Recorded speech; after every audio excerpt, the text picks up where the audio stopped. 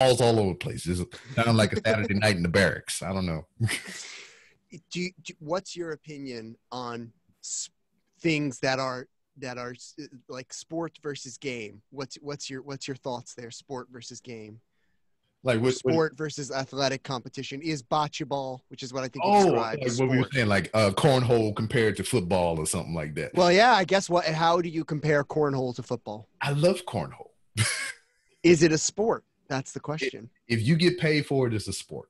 If somebody is taking enough time out of that company's money and all this other bullshit to pay you to sit there and throw freaking bags of beans or whatever the fuck they put in there into a hole on an opposing side, it's a fucking sport. If it's televised and they got goddamn team jackets and coats and fucking they're wearing the little wrist things like they got carpal tunnel and everything and they tossing bags, it's a goddamn sport. I agree with you. I'm fully on board with that as well. I don't particularly like cornhole as a game. I got into it. Yeah. Well, I think it's because I think it's one of those things. It's like pool where it's like, if you're not good at it, it's not a very fun game, is it? And I'm not good at cornhole.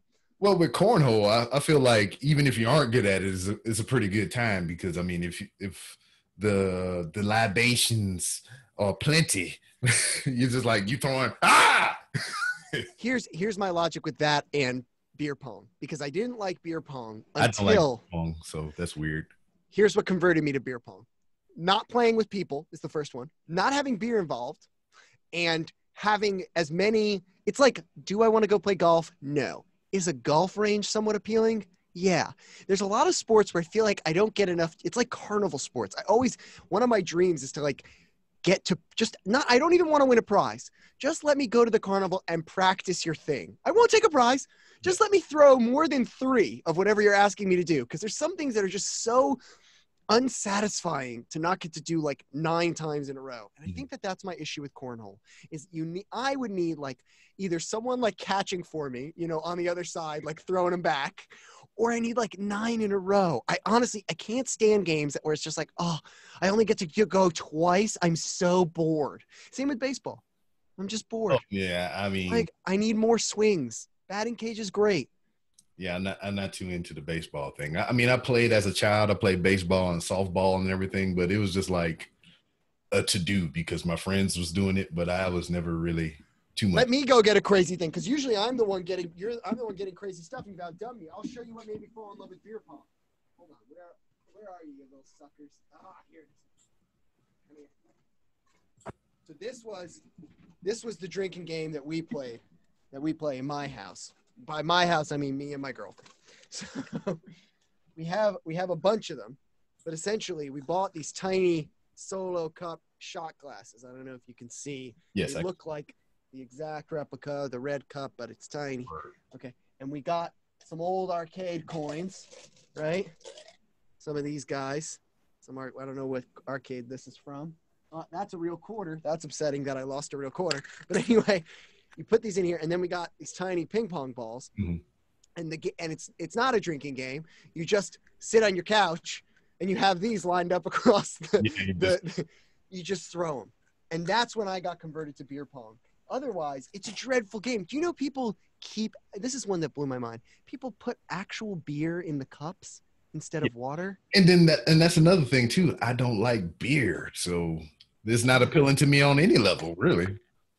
But have you considered that any drinking game is more fun with liquor or wine instead? And now, honestly, that's not an excuse, because to be honest, there's a lot of other, especially with the invention of the seltzer White Claw, there's a lot of other alcohol drinks that you can do this stuff with now. Now, the White Claw thing. Why are people jumping on the White Claw? Because, I mean, I've had one just to say I had one. I wanted to see what the whole hullabaloo was or whatever. I mean, it's okay.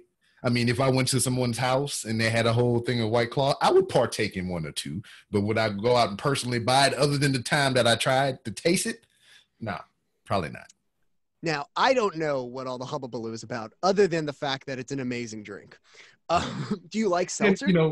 I don't drink beer, but like I drink those frou-frou shits, like a Seagram Seascapes, or goddamn Smirnoff Ice or some shit like that. So here's the thing that I'll tell you about. There's 2 things you can do that might convert you. 1, is, and I'm not a mixologist, but I'm pretty passionate about things like this.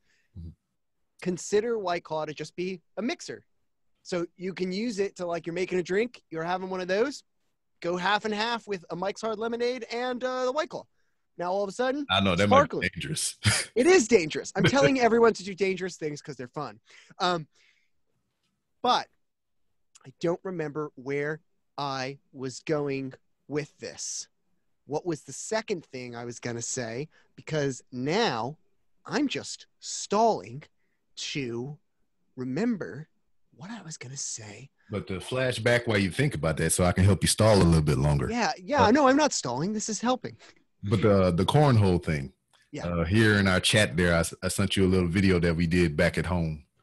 Okay. So we imbibed in a little bit of Seagram's gin, and we sat in the backyard and we threw cornholes while I sat there and I did commentary like it was a real sport.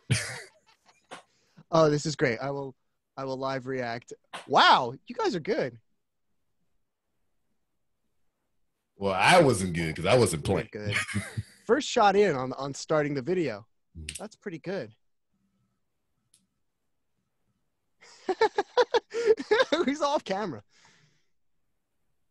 Where'd you go? Did I lose you? Oh, no, I'm here. I'm listening. Okay.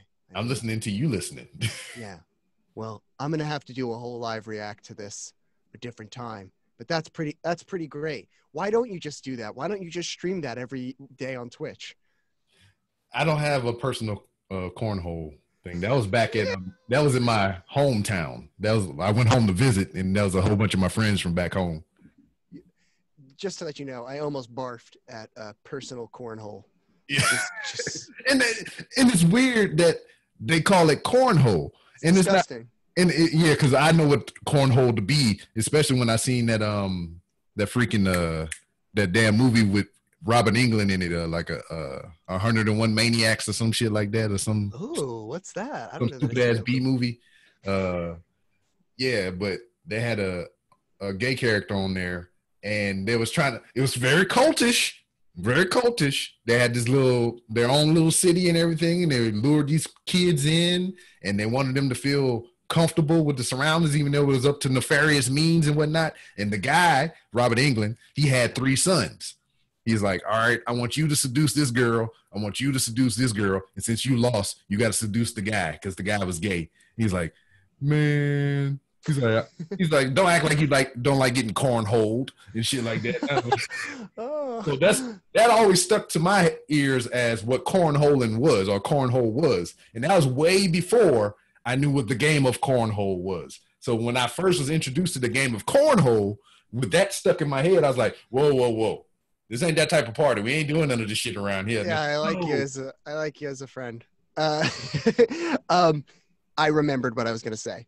One of the things that is very enjoyable about White Claws that doesn't work. It works pretty well with most alcoholic drinks, but it works best with White Claw.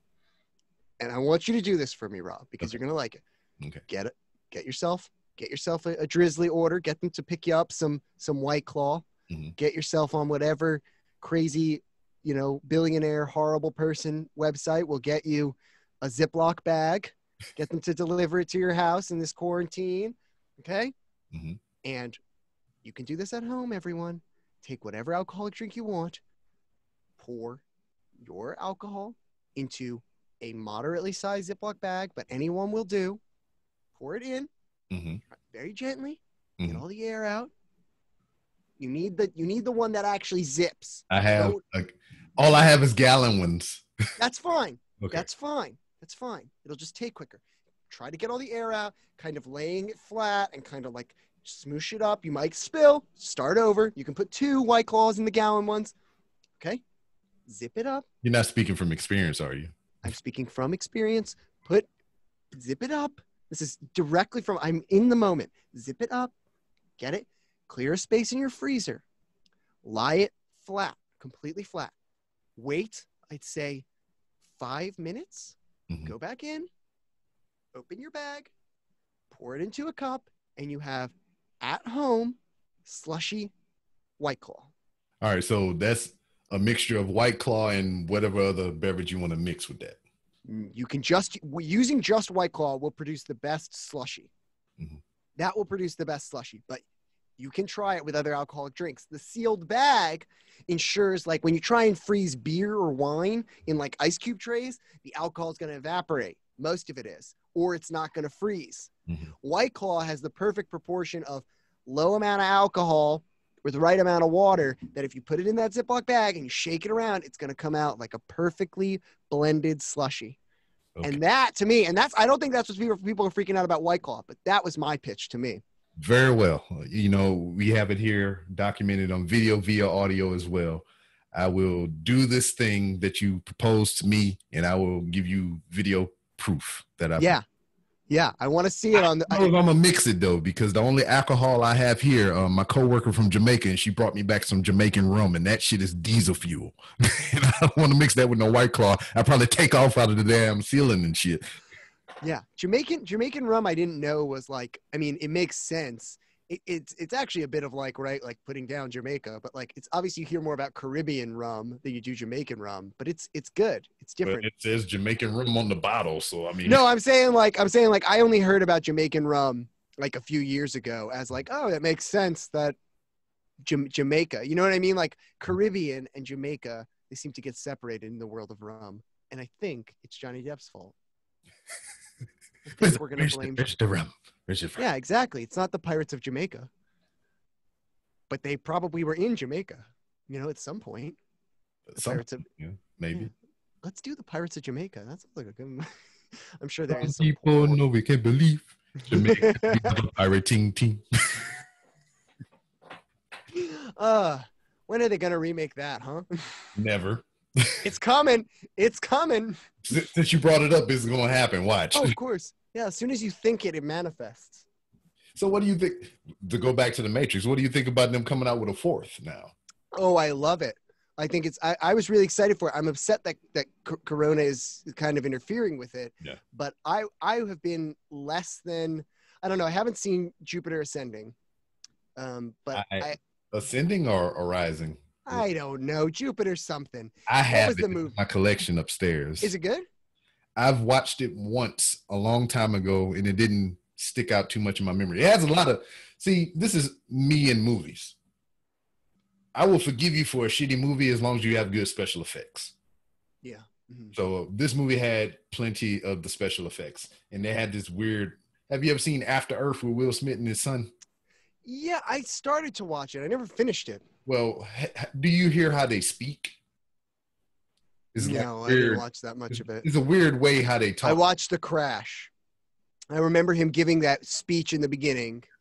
But yeah, what they talk kind of weird. It's almost Yoda-like, and they speak similar that way in that Jupiter movie as well. Channing Tatum got a weird wide nose and everything, and it's just kind of awkward. Wait, it's like a special effects nose, or just Channing Tatum in general have a wide nose? No, it's like special effects Channing Tatum. Yeah. They make him look kind of alien. He's like a sexy alien. Did you ever see, speaking of those types of movies that people don't give enough credit to because they have good special effects and they should watch them, did you ever see John Carpenter from Mars? Yes, I love that. Awesome, right? It's a great movie. Kick-ass movie. I always get him and the guy from Justified mixed up. I always think that's the same. Timothy Olyphant is Justified? I don't remember. Yeah. Shit. I had to look him up. But I always get those two guys mixed up. Have you ever seen a show called White Collar? I watched because I was pretty hot on all those shows. I watched like Suits and Burn Notice, and I loved Psych. And so I started watching.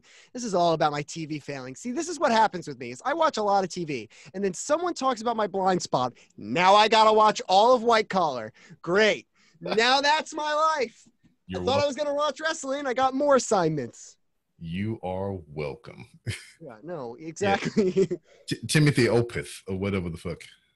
Oliphant. Yeah, Oliphant. Yeah, there you go. I nailed it. Yeah. I get those two people mixed up every time.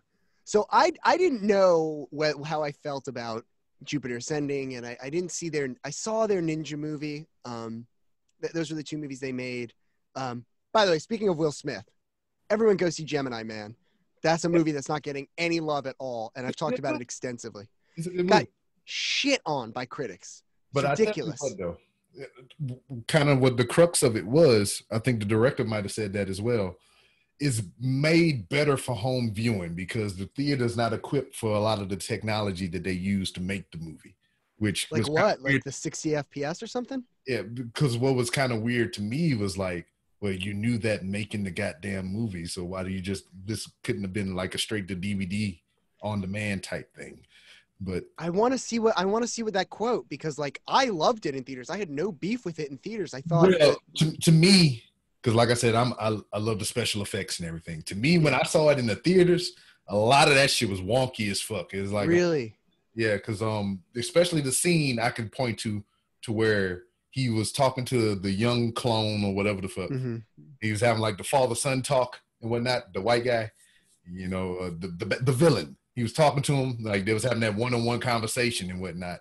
And there was a couple of scenes in there to where he would turn his head to the left or the right, like when they get a side profile, the face wasn't on it good at all. Huh. I wonder if.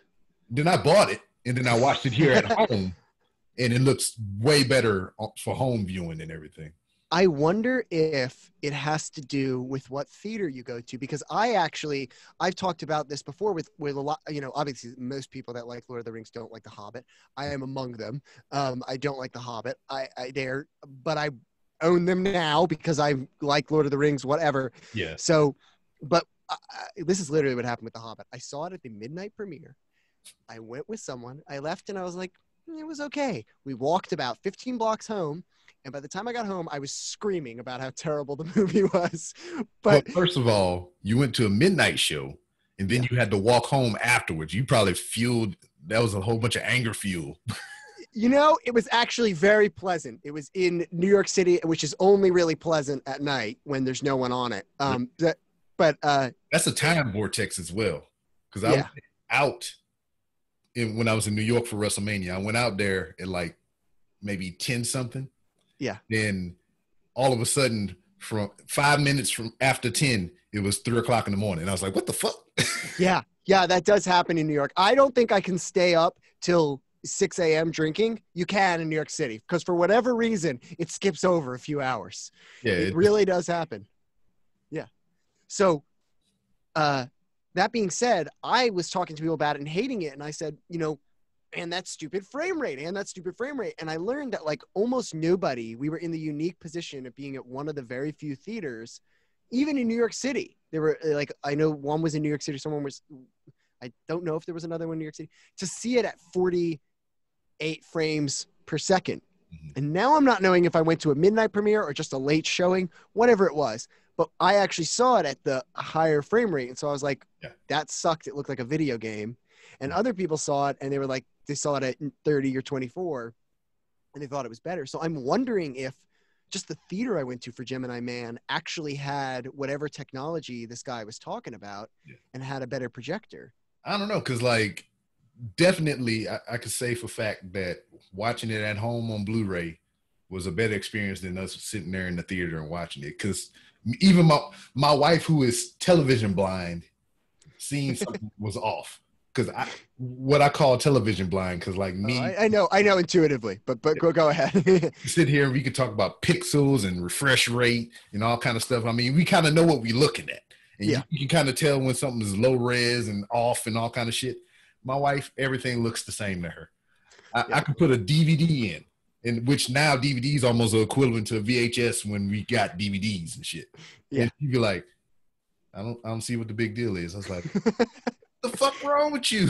I was like, you do wear glasses. You're wearing glasses. But mine is just for farsightedness. I mean, see up close. But and then I just wear them.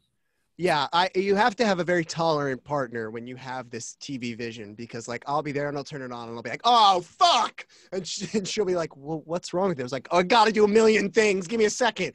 And then 10 minutes later, she's like, I guess it kind of looks better. And I was like, thank you for tolerating that. And then like, because we had DVD players still in the house, and the majority of the collection moving forward was all Blu-ray. I was like, I need to find a Blu-ray player. And she's like, what?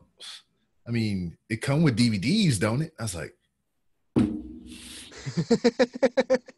you don't understand. And then shit, when they start doing the 4K, and I got a fucking because the Xbox play 4K movies. I put a 4K movie in there, and I was like, "This is nice." It's just like, I don't see what the big deal is. Let's get the fuck out.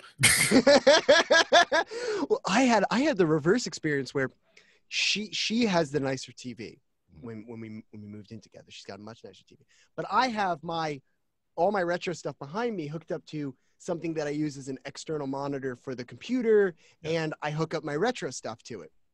I've described this setup before. Essentially, I do too much work, and so I have retro games hooked up to my monitor for work so that I can take, like, one thing people don't talk about with retro games is, like, you can play for 5 minutes instead of, like, fucking 20 and sitting through a cutscene, and I barely get to play in modern games.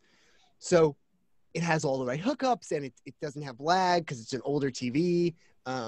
And then I hooked up the 360 to her big TV, and I was like, holy shit. I can't go back. I can't go back to that other TV. Because, like, with this original Xbox, I bought the HDMI adapter for it. So it's going into my TV up here, and I'm just like, whoa. Before, when I had it hooked up, I had it hooked up to a projector, and I would not recommend that. Because like when they would show the cinematic cutscenes and stuff, or just the cutscenes from the video game play, it looked like you play Mortal Kombat, right?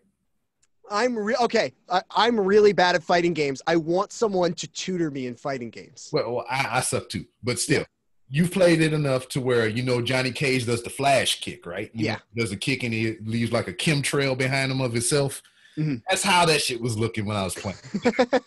They would run and there'd just be like 30 of them trailing behind them and shit. And I was like, oh my God. But once I got that HDMI connector and I put it on this TV, that shit, great. But here's my thing about retro gaming and these HDMI connectors, because I almost bought one for my PS2. But honestly, I hear people talk about older games, and I'm not a great video gamer. I'm pretty good, though. I have some accomplishments under my belt, especially in like the older games. I've beaten the original Halo on the hardest setting. That's like one of my bigger. I've beaten Mega Man 4 or whatever it was that I beat. 4. It was 4. And like, I kind of feel like I do okay. And there's part of me that's like, that lag really scares me because it makes me feel like I'm doing pretty good. Like, honestly, I've shown people I use an RF adapter for my SNES, my Nintendo 64, my Sega Genesis, and I think something else, my Atari. And it looks good. Like, and there's no lag. And I don't know how much more, like, I'm not using like an emulator. I'm not going to get like perfect pixels. I want to play the old games. Like, do you feel like you suck a little bit? Do you feel like you're lagging on these games? To me, it's just more getting acclimated to that button scheme. And damn, because like here I am sitting here playing Call of Duty all day and I got it all down pat. And then just to put this down and try to play the Matrix to where these two buttons are now replaced with the white and the black buttons down on the bottom. And I'm like, I got to press this one to shoot. Then I got to come all the way up here to X to put the gun away. And I was like, that's like I'm crossing over buttons that I need for buttons. It's a mind fuck. Because look, shit, I went back and I bought, because backwards compatibility for the PlayStation 4, they came out with Kingdom Hearts 3. So I went back and I bought the HD versions of Kingdom Hearts 1 and 2. Okay. And everything. And I went back and I played Kingdom Hearts 1. And that button control scheme was like,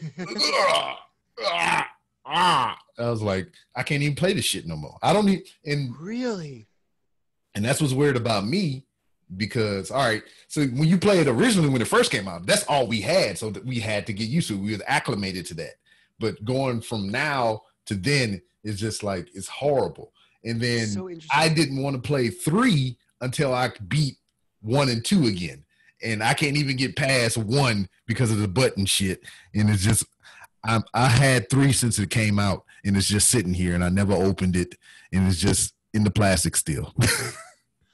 It's like there's certain things with gamers that I'm like, you have to recognize with all art and all like hobbies that like you're just not going to experience it the same way. And like, I just listened to from Nerds Without Pants. He was on another podcast called Games My Mom Found, and they talked about the original Halo.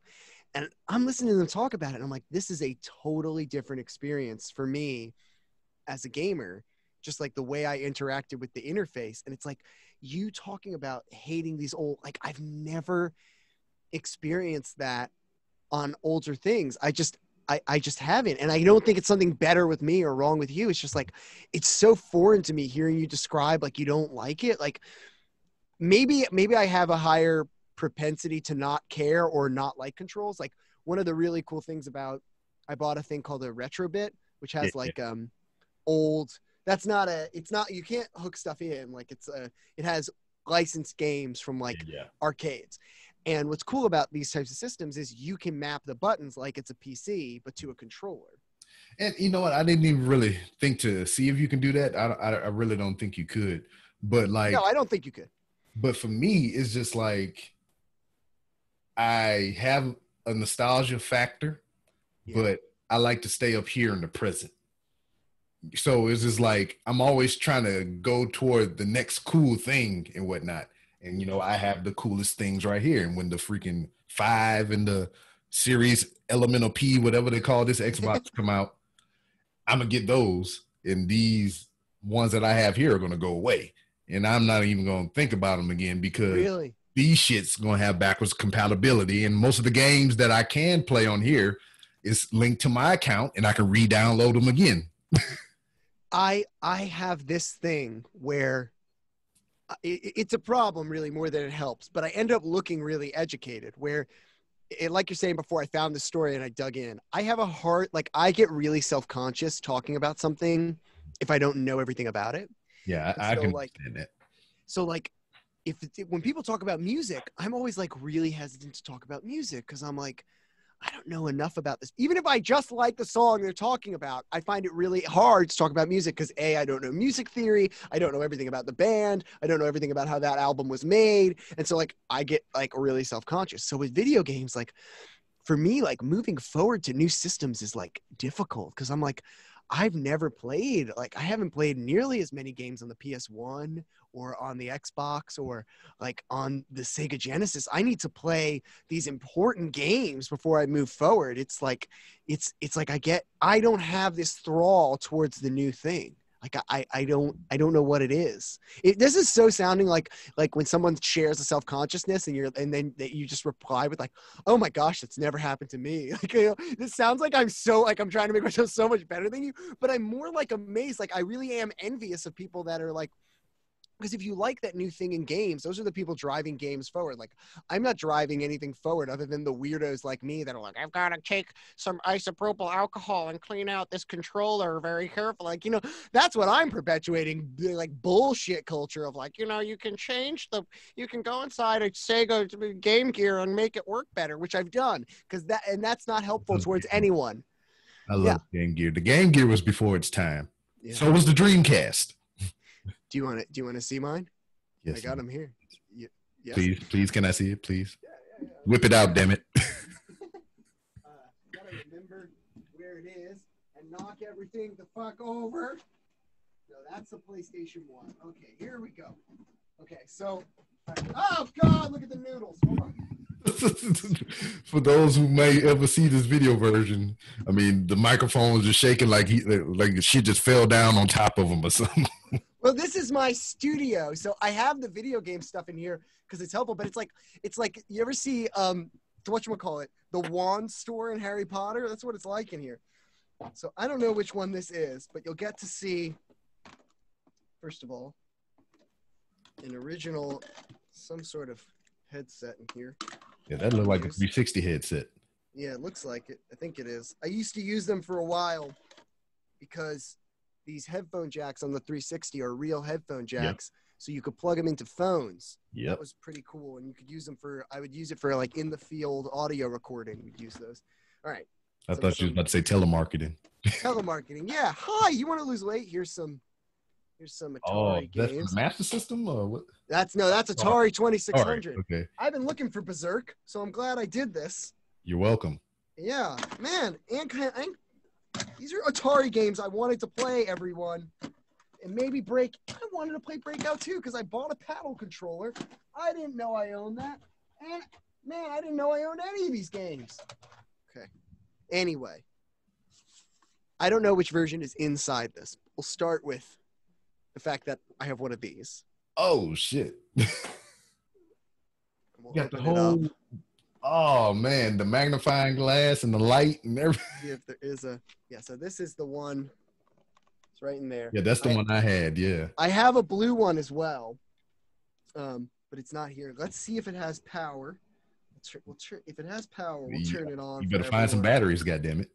Well, don't worry about that. Oh, you got the big mouse? I got the external. Oh, okay. You got the all right. And Man, I had the big mouse battery pack, the one that looked like. I'll show you something cool that I found. This is like essential for any. So I didn't get to talk about this on the last video game thing I was on, but there's a gun for the SNES that runs on batteries, that runs on D batteries. Was that like kind of look like a rifle? Yeah. Yeah. I know what you're talking about. And then there's one for the Genesis called a Menacer, which also runs on batteries. I found these on the internet, and they're awesome. They are USB batteries. Oh yeah. I got some double A's like that around here somewhere. These double A's too. So either way, I have rechargeable, but the double A's go in here too. Let's see if this cocksucker will turn on. Power. It's out of power. Oh, come on. So disappointing. Trying to show people. What I loved about the Game Gear, I mean, like I said, it was ahead of its time. It had freaking a backlit screen. You know, it had his own battery pack and all kind of other cool things. But there was the one thing that I wanted for that motherfucker that I could never get my hands on. And I seen it once in person, but I didn't have the money for it. They had a TV tuner adapter for it, to where you can plug that in the game cartridge slot and you can tune it to watch TV on that bitch. So I owned a tape cassette player, this is like my journey with technology is I owned a tape cassette era, which by the way, I don't know. Are you blowing out when you come to, it sounds a little bit blown out when you come close to the mic. Is that on your end too? I don't know. I think maybe you were blowing out a little, but anyway, I've always had kind of technology like a step late. So I was into CDs when everybody was onto iPods and those things but I had a tape cassette while everyone was into CDs. The benefit of doing that, of being a late adapter, the disbenefit is you don't move technology forward, but the benefit is you get like the coolest thing. And this will get to my other thing. So I had on that a TV tuner for the radio. So in other words, TV and radio signals are identical. They are the same type of signals. They're just different frequencies. So you can as easily turn to the radio on a tape cassette player as you can to the TV on a tape player, because they're the same type of signal. So all you would get was audio, and that was pretty rad. If you could get like it didn't work half the time, but if you could get like, because the point of the tape, like the Walkman, like walking around with it, and this is a late era Walkman, was you could walk with it, which you can't do with the TV using an antenna. So in order to really use it, you'd have to like set it somewhere. So this being said, DVDs and Blu-ray and us being into old things, I hate every single app that does streaming. I hate it. I hate Netflix has an inconsistent sound thing that you can read about on their website, where the sound, if you've ever noticed, the volume goes up and the volume goes down. Nobody knows why it happens. Disney Plus sucks butt. Like, you can't really scroll around. It like delays. It has this thing. I don't like any of them. I love DVDs. I don't like fast forwarding and rewinding on these streaming services. It's always a crapshoot as terms of where I can go. I don't like that there's no bonus features. So I have always collected DVDs and Blu-rays, and I kind of stopped for a while. Same. The big thing for me is chilling out in bed and watching TV, or chilling on a couch and not having to change things. No more, because I have found my next late dated technology goal. Oh, don't tell me. There's a 400 disc DVD, CD, Blu-ray changer that you can buy. And I want to hook that motherfucker up to my TV and just have every DVD and Blu-ray I own and just be like, bloop, bloop, bloop. I am so sick of these. How much am I paying? $400 like for a brand new one, some of these ones. And it's like, I'm easily gonna spend that over the next 7 years on streaming services. Yeah. Why not do it? See, that would be a problem for me though. But I've always wanted one of those when I, around that era or whatnot. Because when I had hair, I would go to the barbershop, and he had the CD disc version like that, and he had big ass receiver sitting up there, and it had the clear front, and you can almost see it like a little jukebox display and everything. Yes. He had all his CDs in there, and he had a book with the numbers of which CD was which. He's like, all right, I want to listen to, all right, 63. You put on 63 and that bitch would spin around and the disc would drop in there and you listen to number 63, whatever it happened to be. And that was fucking amazing. And I was just Why would that be a problem for you? No, I mean, for me, because you say 400 DVDs or whatever, and you have about 400 or 300 something DVDs, or maybe less. I have 1,590 something DVDs in Blu-ray. Well, yeah, I do. I don't know how many I have. I know that I almost hurt my back when I moved the last time because guess what, guys? A bunch of DVDs, that's just a bunch of hunks of metal. If you try and lift that, it's very heavy. But I don't know how many I have. All I'm saying is right now, Rob, I have to load only one. Why are you saying it like it's not definitely a lot better than having to go up and load one? You don't even have a 2-disc change. You can't even switch between like Office Season 3 and Blade Runner. You're still getting up for everything. That's all I'm saying. True that. See, and that's kind of why I'm on the fence about the new PlayStation. Okay. Because they have a version that has a disc drive, and has a version that does not have a disc drive. So as of right now, other than the original Xbox, I don't like to change my disc out. The same thing that you're talking about with your movies. Yeah. But when we're playing games or whatever, if I want to play, whatever the fuck, I don't want to get up from my chair, go in my cabinet, pull the game out, pull the old game out, put it back in its case, then take it out of that case, put it in the machine, put the case up, and then sit back down and play. I mean, the beauty of digital gaming is I can just menu switch, new game. So I'm on the fence of whether if I just want to get the straight digital copy version or just the one that has both. Because the only reason that I was pondering this because of the backwards compatibility. If it's going to take disc or if they're going to have that in their digital library. Because if it's going to be a disc thing, I won't have a disc drive if I went the digital route. Then I'll be sitting here with that Xbox again, those games with no motherfucking Xbox. Well, I think that I've had this whole thing about physical media, and I've been having this because I just think, I mean, one of the things that you always tell people is every single physical media will die. Yeah. In theory, you're not avoiding physical media by downloading it. Let's be clear here.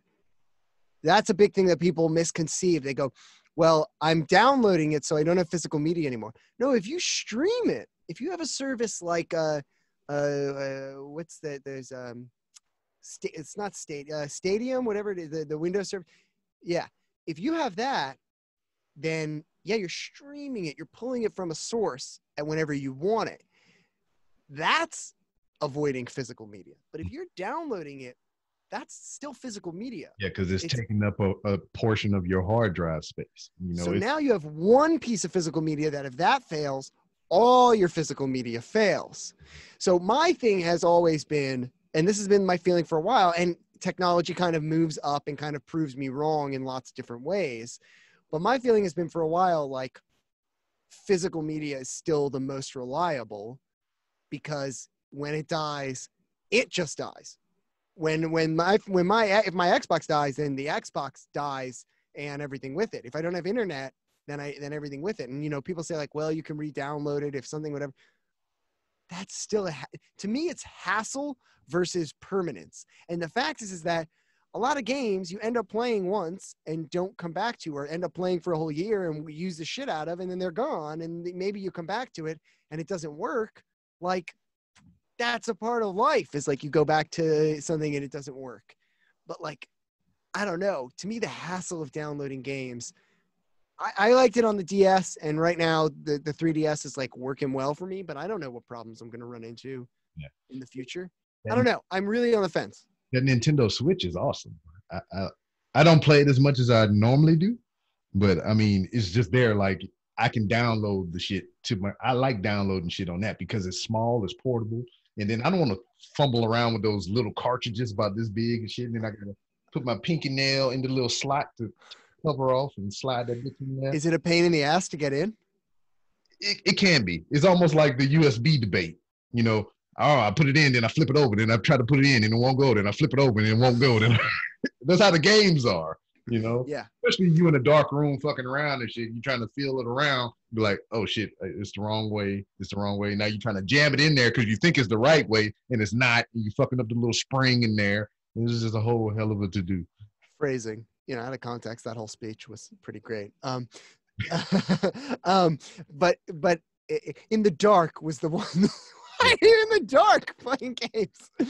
But lay on the bed. you can, when you're doing your spy missions, you could be up in a vent doing your spy missions and still playing games. It's just like, I don't know. I think that those cartridges, I have all these cartridge systems here. They are built way better. I don't know why. If we're using solid state, this is like an actual technology question. I'm not asking this if I know. I want like someone to tell me about it. If we're using solid state drives, right? That's like the whole big appeal. Then what's the issue with using like flash memory, which is also like close to solid state, or just solid state cartridges that we can also plug into the fucking hard drive? I'm not sure why that's not the option. I don't know why it's like disk or download it to the solid state drive. Like, I don't know why PlayStation and Xbox are so resistant to building like more expensive cartridges that are solid state drives. Money. But what does it mean, money? People spend so much on these things. I don't know. I just think it's nuts. It's nuts to think we can't do it. And maybe they will, but I'm just like, I'm having like this whole moment with physical media where I've like every month I'm like, let's cancel our streaming services and buy everything on DVD. We don't need any of it.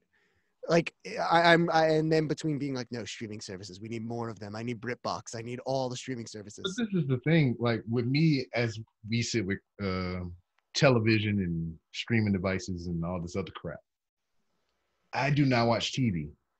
Really? The only reason we have a cable service here in this house, and it's a digital one, so it's not like actual cables. The only reason we have that here is because that woman on the other side of this wall has shows and shit that she want to watch that's not on demand on a streaming service. Yeah. So that's why we have a somewhat of a cable system here. Whatever's on there, I do not watch because I don't need that shit. Everything that I want to watch is on streaming services that I personally pay for. She paid for that because she needs it or she won't. I pay for the WWE Network. Okay. I pay for, honestly, that's it. She paid for all the streaming services. I just pay for the WWE Network. So, we have one of those TV tuners that we really only have now for Game Show Network. But it becomes a thing where it's like, what do you like? Do you like these things on cable because they're there, or do you really need to see them? I mean, what is she? Like, we watch The Bachelor. That's never out on Netflix. Does she watch that? What does she watch? Well, she watched like Love and Hip Hop and Housewives of Atlanta and all that crazy shit. Right. A bunch of bitch. She watch all that shit now. I would hope that like someone finds this footage and puts that into the description. Are you looking for something like this? It's like, oh yeah, that's it. We watch this. I'm starting to have a hard time with almost Bravo, but the factor where we have everything at our fingertips. So if there's like you recommend a show like Jupiter Ascending or a movie, something like that, I have it on demand. I can just be like, all right, hey Google or some other bullshit, and some sentient voice will come from the clouds and be like, what do you need, sir? And I'm like, I made Jupiter Ascending, and they'll be like, here, you can watch it here, here, and here. I was like, well, I have 3 of these 5 streaming platforms, so I can watch this movie now. So this will be a talk about Boston, which I'm guessing this is going to change a lot in COVID. But there's a thing in Alston specifically called Alston Christmas, which is a thing where everyone in the town of Alston in Boston moves on the same day. It's terrible. It's a nightmare. It has to do with the fact that it's a college town. There's like 5 colleges in Boston. So the big thing of it is a large majority of these people are transient in a way. They're either leaving town forever or they're moving here for the first time. As such, Boston has a huge used culture. And the reason it's called Allston Christmas is because people will just abandon their shit in the street and you can go and take it. Also, as such, a lot of buildings in Boston, this is like a common Boston thing if you live in like a big apartment complex, have an area of free shit. See, I'm used to that. Yeah.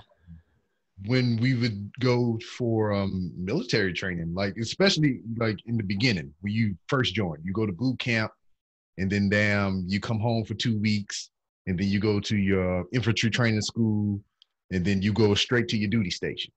Mm-hmm. So, well, no, I lied. Not your duty station. Your MOS school, the job that you will be doing in the military. You go to that school after infantry training.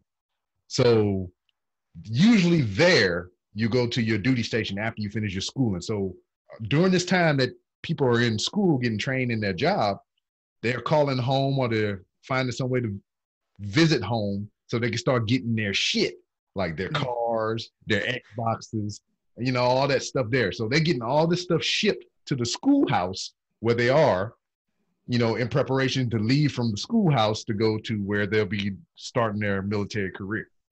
So a lot of the times, here's a bus ticket, make your way to where you got to go. Yeah. So you done had your parents mail all your clothes, all your Xboxes, and you leave from boot camp and all these basic training places with 2 duffel bags.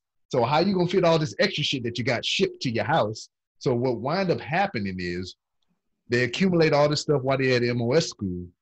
And when they're getting ready to leave, when the new class is coming in, they sell their shit to the new people. Yeah. And then they leave and they go on with their cash. And then when that class get ready to leave and graduate and go on to it's the same thing. They'll either abandon it because they can't find anybody to sell it to because they've sold it like 3 times before. This says Craig on it. Who's that? Or somebody that came here with a sea bag, a big ass duffel bag with their 32-inch TV stuffed inside of it. Hi guys, I'm ready to defend this country. This is my OLED stuffed into my shirts. And no lie, we had tube TVs when I went through MOS school. I had a 13-inch tube television that I stuffed in my ski bag, and I took with me with my Nintendo 64 because I wasn't selling my shit, and I was taking it with me. So I'm just imagining like this, like when like snakes in cartoons swallow stuff, like when you in this bag and like this just square sticking out of it. That's crazy. That's awesome that you took it. That would be me too. I would not have thought to put it in the bag though. I would have carried it with me. The freaking Nintendo 64, 13-inch television playing freaking WWF No Mercy. And I was not abandoning my Nintendo 64 because I had the expansion pack in the thing. I had the Rumble controller sticks. I wasn't selling my shit, so I was taking it with me. You and I share this habit, and if you become known as the guy that will take in old technology, you kind of accumulate it through the years. I, for example, have a TV in our bathroom because not because I have some nice mounted TV, but because over the years, I would never throw out TVs if they weren't broken. So I have that same 13-inch TV you're describing, and it's in the bathroom. And now you can shove a Google stick in it, and you've got TV in your bathroom. But that's the benefit of it. The disbenefit of it is like the years where you have giant speakers that are, in the corner that nobody wants, or this thing. I actually bought this thing, but this was like, I bought it because it's beautiful. Oh, this is just the podcast of going and grabbing weird shit. Me and Rob could be the Mike Fallek Road Show. And what do you think this is worth? Let me tell you. Now, you may believe that this is a piece of shit, but actually in the war, people would mount these underneath their kitchens. Oh. And they would actually believe that they could watch television in their houses using these. And I bought this because I love the aesthetic and I've wanted to. It does work. I've actually seen it, and it has a whatchamacallit, a red, yellow, white adapter. What I'm showing, if you're in the audio version, is a one of these things that rich people would have, and for a very short amount of time, these television sets that are similar to the things you could put in cars, and it flips down. The noise is really nice. And that's very reminiscent of what the when they remade the original PlayStation, the PlayStation Mini with the little TV. I have played games on it just to do it. I played Gauntlet on it. It was very amusing. I was one of those stereotypical black kids when I got money of my own after I joined the military. I had my own car. I bought big rims on it. I put big speakers in it, and I had televisions in the ceiling, in the visor. That was me. Yeah. Well, and this technology is still out there, and like it's just there, and like there's so many things that you can do with it, and some of it is just thrown out, and like there's a historical element to it, but then there's like a thing of like, I genuinely find this thing so amusing, and like getting to play Gauntlet on it was so amazing. And for a while I wanted to hook it up to the ceiling. No, never the ceiling. It's never, if I wanted to hook it up to the ceiling, it'd be hooked up. I don't want it hooked up to the ceiling. And that's the big issue, is I had it hooked up to like this cart. Like essentially I had this cart with all of my game systems on it. And I wanted to use it to like test games essentially so that it would be hooked up. But this thing, one of the things that no one talks about with technology, this thing's so heavy.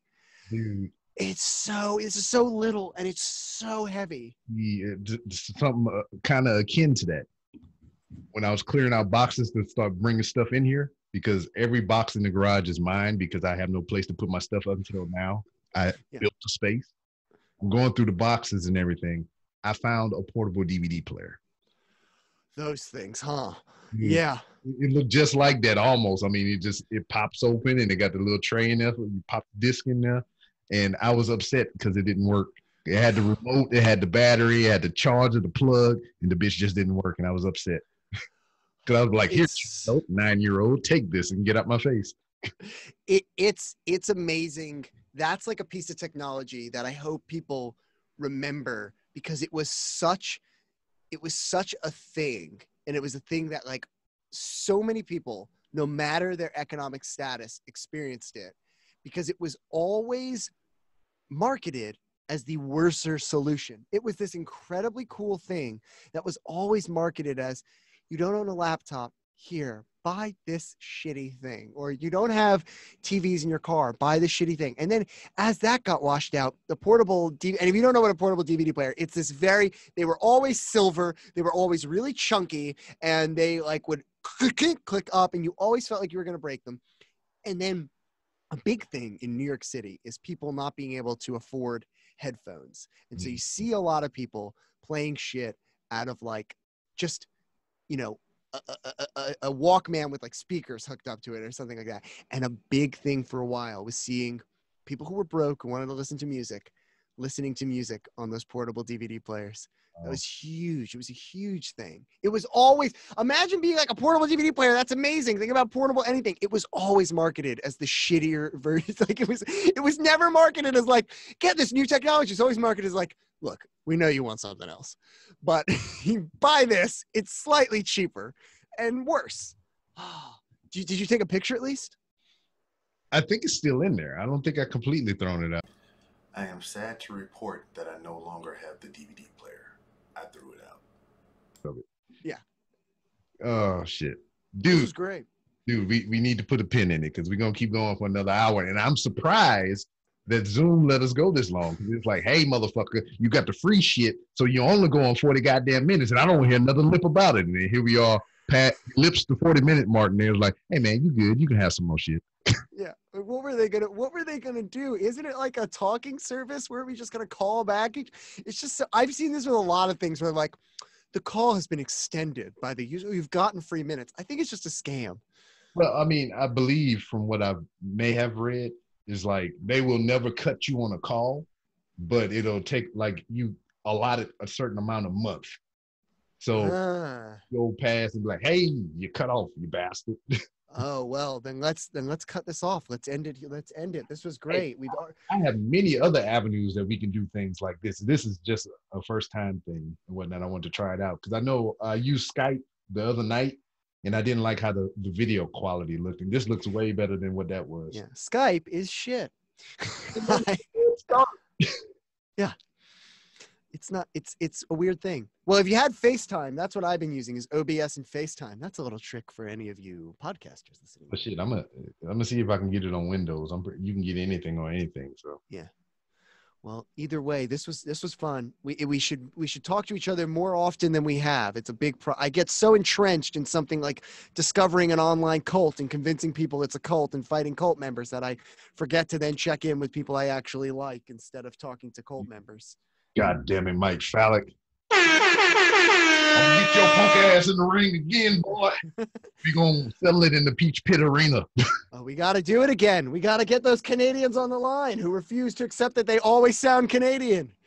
They refuse to accept how Canadian they sound. Know who they sound like to me? And I just did an episode with my man Paul on the Blokebusters podcast. We reviewed Scott Pilgrim versus the World, and they sound like Michael Cera. Oh, man, they are Michael Cera reminiscent. What's this other podcast? How do I weasel into that? Where were you on this? Yeah, the Blokebusters podcast. They do movie reviews and things like that. I've been on there a couple of times. We did the both seasons of the Lemony Snicket in a series of unfortunate events, and we did something else previous to that. I just don't remember. It was a while back, but most recently we just did Scott Pilgrim versus the World. All right, I'm gonna hit these foos up. And also, because of that movie, I had a digital copy.